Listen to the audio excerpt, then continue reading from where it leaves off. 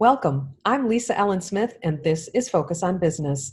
Today, we have Mike Burns from the American Society of Employers talking about what liability employers face when employees contract the COVID-19 virus at work.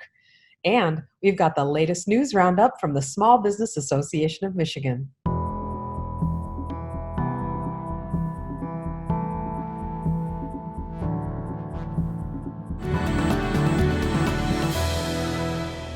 Hello and welcome.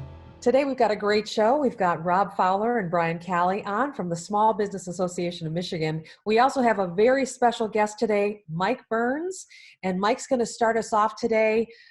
Mike, you're from the American Society of Employers. American Society of Employers. Alphabet soup for me today. Welcome and thank you so much for taking time being on the show. I read an article that you wrote and I was so impressed by the gravity and the importance and the intelligence of this article. I invited you onto the show. It's really about employers' liability in this COVID-19 crisis. So I'll turn it over to you. Thank you very much. That article that I wrote was kind of focusing on a more narrow scope of potential liability threats. What I'm going to, I think, start off with today is talk about the range of employer liability concerns playing out of COVID and everything. I'm going to do this kind of in a descending order, I guess, I see, of interest and threat. I think one of the biggest areas employers might be hearing, the threat of litigation on or liability therefrom is if an employee is injured or taken ill, in this case, at the place of employment, what will the employer be possibly liable for? Well, the consensus is that COVID even is a disease and therefore would be covered under state workers' compensation insurance programs. And so a large degree, I don't know if this is good news or bad news, I'm sure the workers' compensation insurers are looking into this, but a lot of the claims that an employer will face will be put into the bucket of workers' comp claims, and then it'll come down to down the road whether the employee can actually prove that they contracted that illness at the workplace or somewhere else. So I think that'll be where a lot of the litigation or legal challenges come in. But I think if I know the workers' comp system will be between your insurer and the claimant at that point. Other areas that employers need to be definitely concerned about, because the government will be at your door if you're not, is of course the Occupational Safety Health Act and compliance. This is a strange little area in that OSHA has a lot of rules and regulations pertaining to workplace safety and such, but when it gets down to specifically how an employer can address diseases, they leave it up, and a lot of other things, they leave it up to the employer to establish their own safety and health rules. So now it becomes the employer's responsibility to develop a program designed to mitigate and prevent illness in the workplace. And OSHA will tell you at the end of the day whether you made any, you have any problems or not, compliance-wise. I think in that regards, employers will need to pay attention to government directives, what they should be doing, as we hear time and time again, wearing of face masks, social distancing, all those things need to be brought into your workplace as you bring people back and made to be safety rules. The OSHA is not going to come after you for the fact that, or you're not going to be able to say as employers, I want to say, the law requires us to have face masks because it is going to be an employer rule, and OSHA is going to expect you to have those rules. So that's how it kind of lines up from an authority or standpoint. Keep in mind, employees, I think a lot of this potential liability, particularly as it gets into the courts, will not only be, in terms of a breach of a rule, But if you end up disciplining or discharging an employee, retaliation is going to be a concern that employers are going to have to be aware of. So if an employee's been very much involved in some activism around safety, health, or whatever they're doing, you want to be very careful as to how you handle it if they've otherwise crossed some lines. And I'll point to that Amazon situation out east where the employee was very much engaged in what he saw as a pursuit of safety and health, and Amazon ended up letting him go for other reasons, and that was not a good PR position to be in, let alone a compliance position. So keep an eye out on that. Make sure you don't go after somebody for something they're otherwise legally allowed to do. So Mike, I just want to ask a question on the flip side of that. If you have an employee who is actively advocating for the lack of personal protective equipment, saying this is nonsense, I don't want to do it, I'm not going to comply, is that the same? I mean, that's still free speech.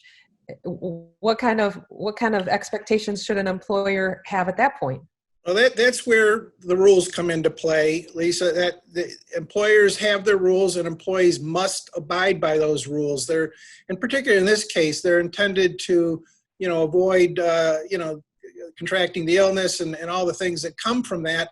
The employer has the absolute right to protect their operation, and as well as the other workers in the place. So in that case, if the employee refuses to comply, they can be disciplined or discharged at the end of the day, as long as they're, and again, this is a real broad area, but as long as the employee is not engaging in some kind of protected, concerted activity while doing so. And that's where good documentation, a reasonable dialogue perhaps with the employee, asking what their reasons and motivations may be, and documenting that will protect the employer down the road.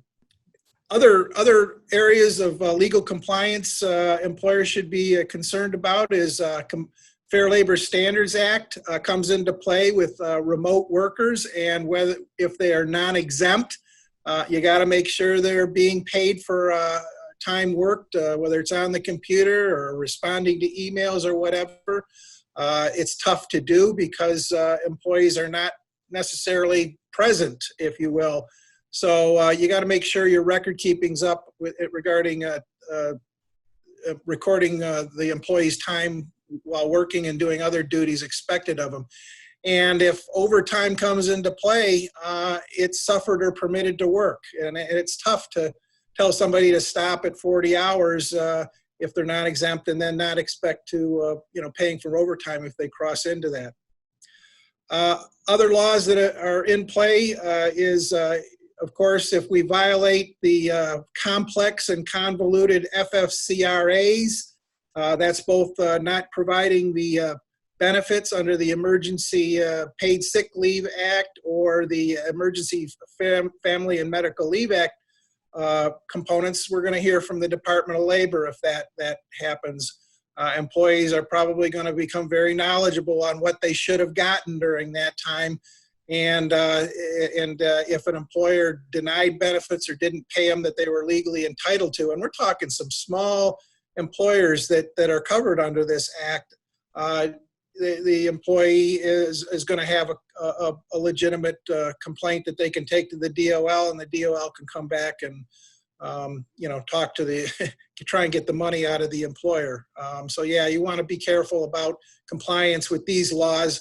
And it's tough. The questions that I think we've all been getting here at SBAM and ASE really drives home the point that employers got to be careful in terms of compliance with this law. Well, I want to thank you for all this work that you've done. I've actually spoken to people at ASE on behalf of what I need to do it as a small business person. I mean, none of us opened a business because we wanted to be constantly researching and understanding the very finer points of policy and legislation, so we really need this kind of help, We didn't even get into employers' obligations towards their customers, but I'll give a nod to Brian and Robin. maybe they might better talk about what might be coming down the pike in terms of protecting employers legislatively. Yeah, I have to believe that there's a tremendous amount of questions that are going to come out that everyone's going to ask. So on the legislative side, these are my go-to gurus, Rob and Brian. So Brian, legislatively, what are you hearing right now?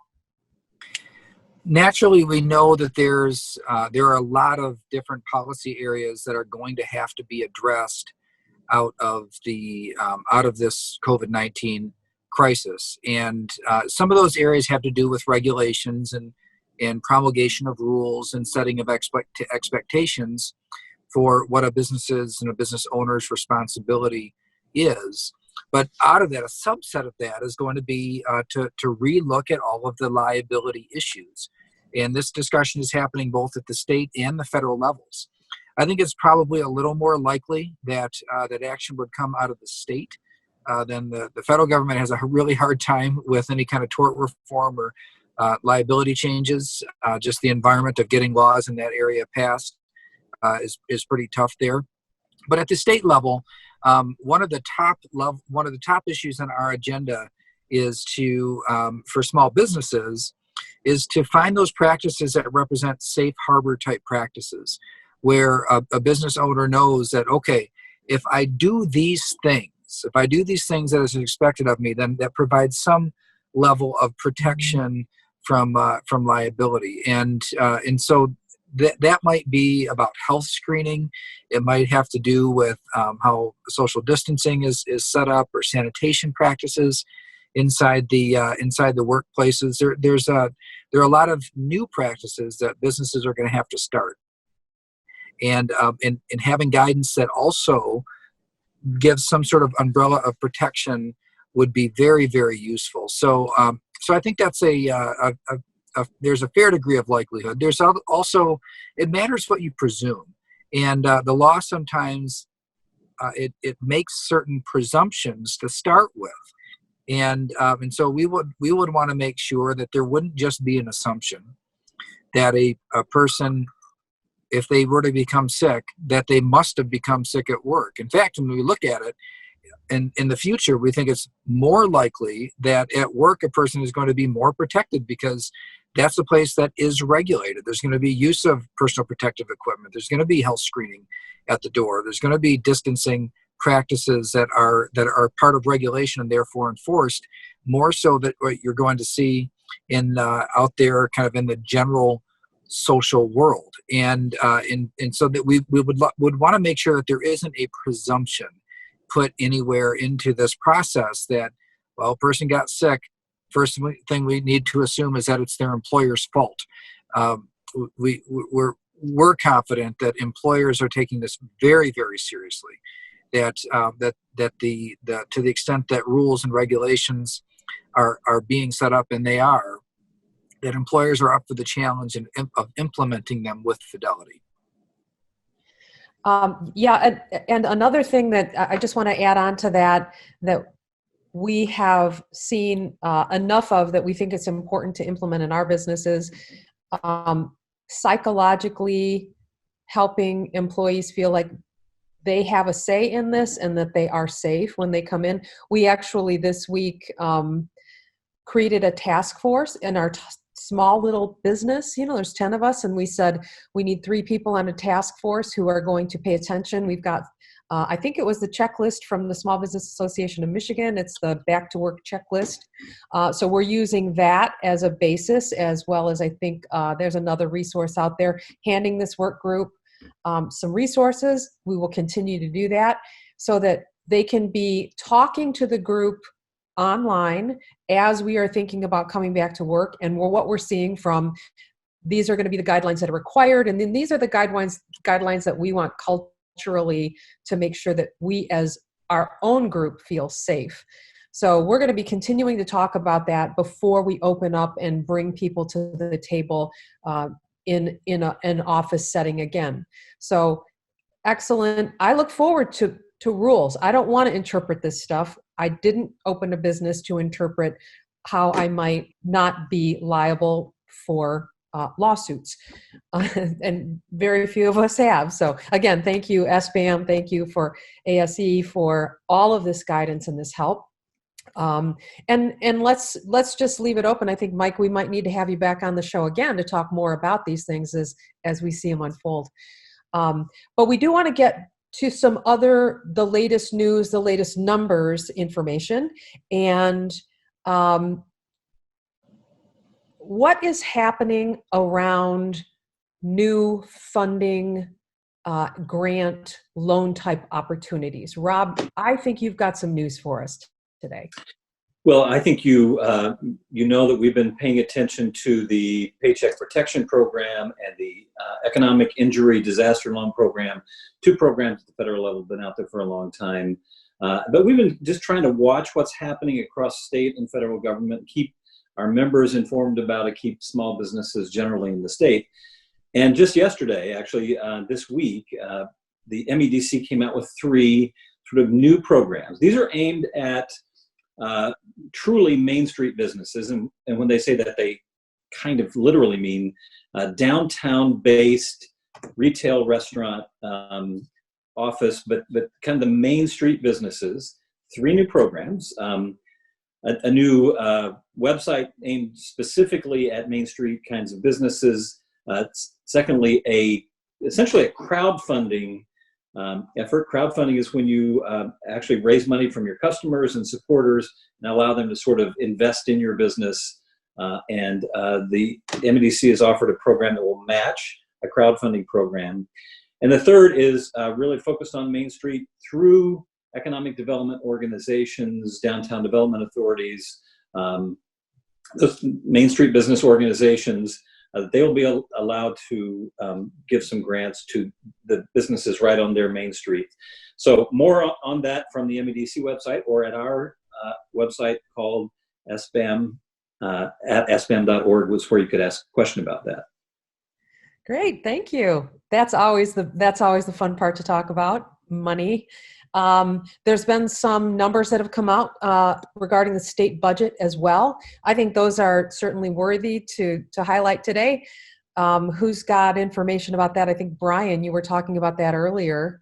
There are some pretty troubling numbers coming out of the state budget revenue estimates, and it's not a surprise though, because really the state's budget, the state's income, is based on economic activity. So businesses either directly or indirectly generate all of the revenue that the state of Michigan operates on.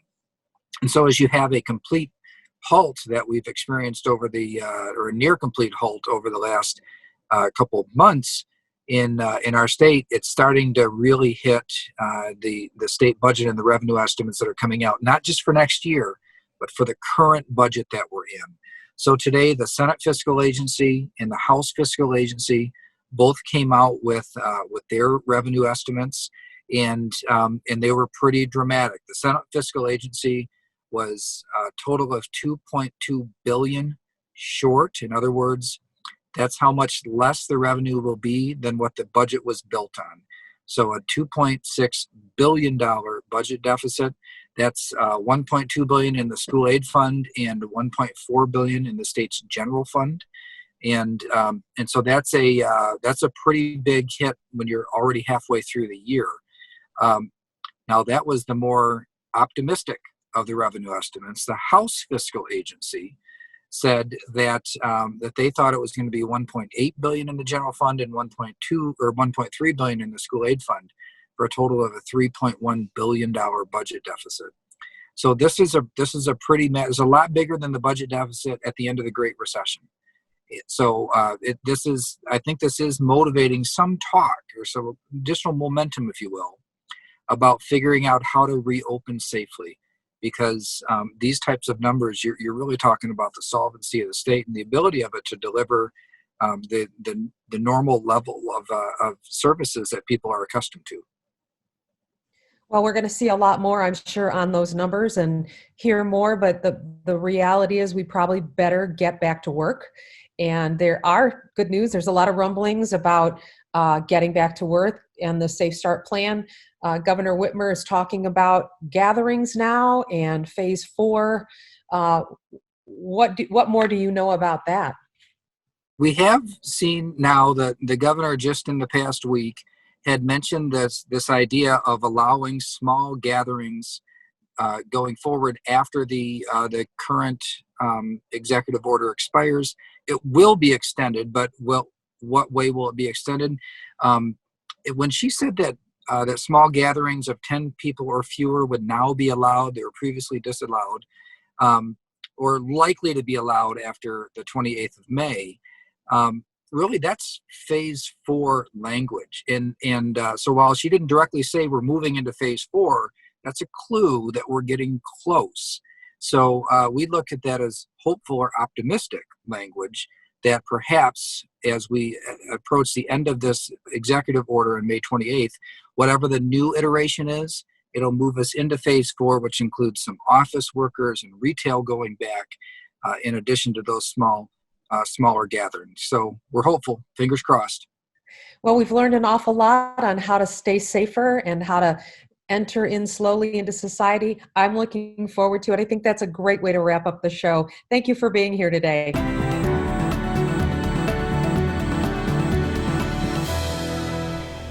Many of us have been very fortunate that we've been able to work from home during this pandemic time. Technology has allowed us to do that. We had some time to prepare. We knew that the stay home, stay safe type of an order might happen because we saw it happening out on the West Coast. And when it came here to Michigan, we were somewhat prepared, but then moved quickly into a work from home atmosphere. When I'm talking to business leaders, I'm hearing that they're kind of happy with this, the way things have been working out. There was some trepidation, but now we're finding that workers are actually more productive in some cases, and people are happier.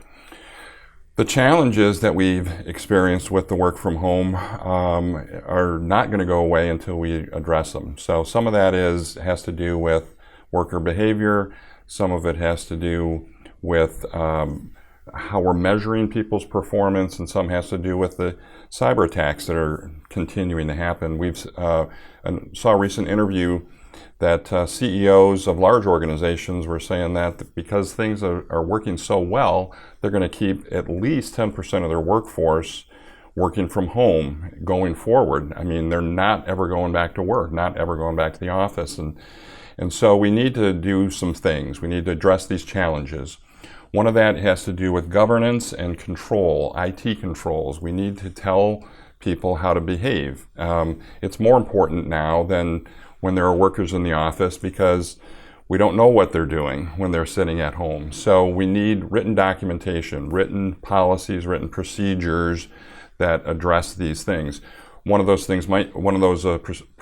policies might be around the use of technology, where you can't just go out and self-serve and say, well, here's a new application that I like. I saw a friend using it. I'm going to start using it.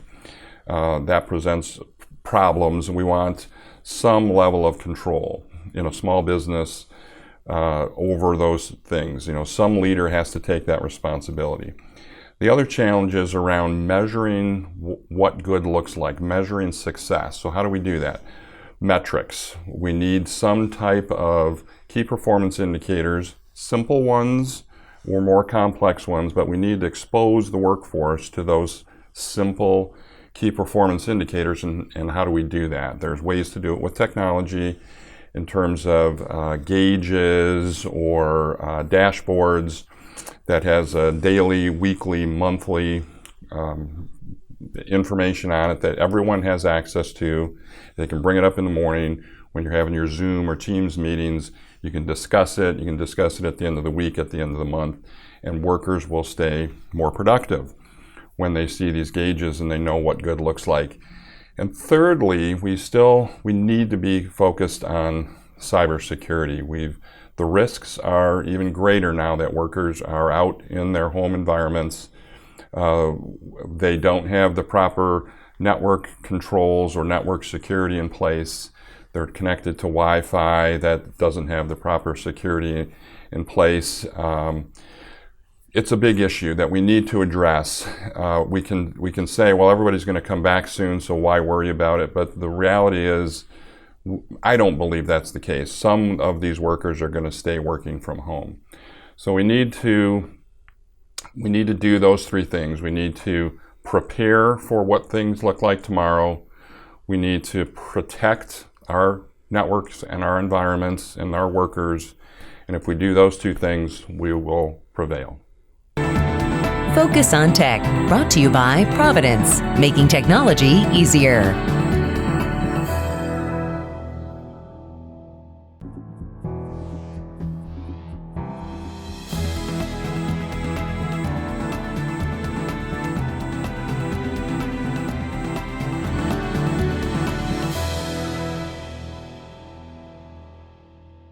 This is Denise Policella. Today on Focus on Legal, we're going to give you some legal tips for taking your business on the road.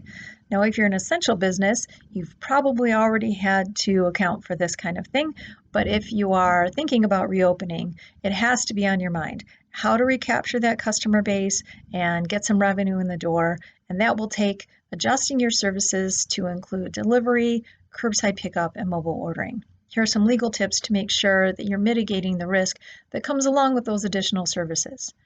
First and foremost, you must keep everybody protected against infection. So that means regularly reviewing the CDC guidelines at cdc.gov and also the Michigan executive orders at michigan.gov/coronavirus to make sure that you're doing everything legally required and possible to protect your customers and your employees against infection. Second, and very important, you must call your insurance agent and review your insurance policies. If you are doing a delivery service, it is unlikely that delivery is a covered product under your current general liability insurance. You need to make sure and add that, because you are going to bear the risk as the business owner if one of your employees is in a crash during working hours while they're delivering, and the likelihood of that is going to increase with more deliveries and the increased traffic on the road with businesses and society gradually reopening. If that is not possible, or if it's cost prohibitive, you will need to probably look into an independent delivery service. But for those employees who are going to do delivery themselves, you need to make sure and update your employee handbook and operations manuals to account for these new services and the policies and procedures that need to go along with them.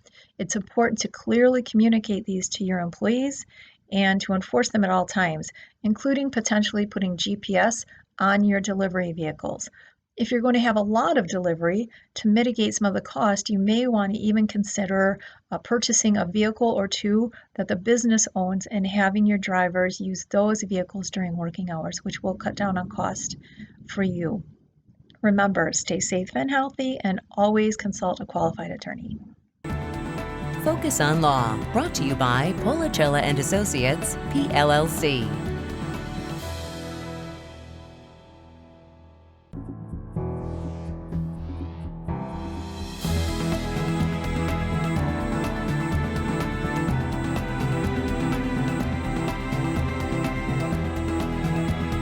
Thanks for joining us today. We'll see you next Sunday.